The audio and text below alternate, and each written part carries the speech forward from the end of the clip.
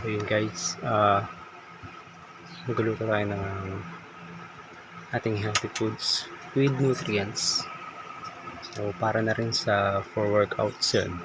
So ginagamit ko rin siya for every daily routine.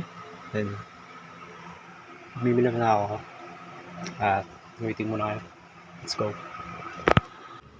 So ayun guys, nakauwi na rin ako. Kaya papunta na ako sa amin. Ito na nga pala yung mga pinamili. 2 potatoes, tsaka meron tayo ditong tomato and 1 onion, tsaka 2 eggs. Yan. So syempre kasama na rin kayo mga asin, pati mga pampalasa. So mag-iwa muna tayo, cut into pieces. Yan, nadali ko na rin yung video dyan. Yan, mix na yan kaibigan.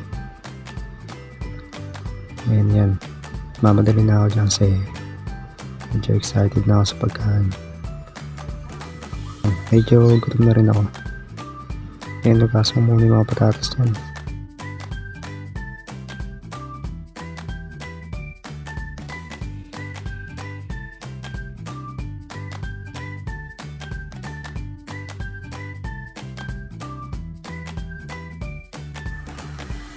So guys, naglagay na ako ng kawali. Then add oil. So sunod din yung patatas. Ayan, nalo-alo.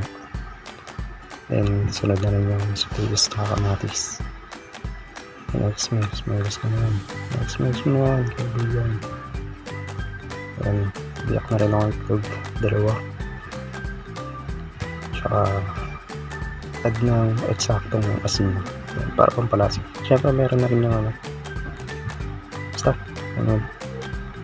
smoke kaibigan. Then pour. Nice. So excited na ako ngayon yan.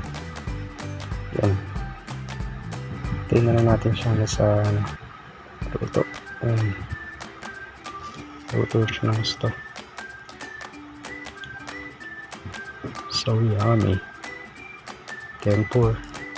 Lagi ko na siya dito. Puto na ako. Yan, medyo nahirapan na ako sa alin siya kasi ang bigat ng kawali. Yan,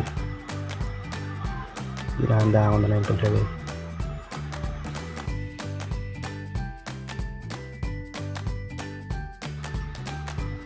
Walang tapon.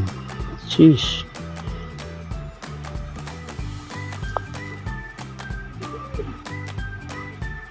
So na-serve ka na. And yan, add ng konting pepper. Serve mo siya. Ayan na. So guys, ayan, naluto na. So meron siyang protein, carbs, and calories. Kaya masustansya kainin. So let's eat.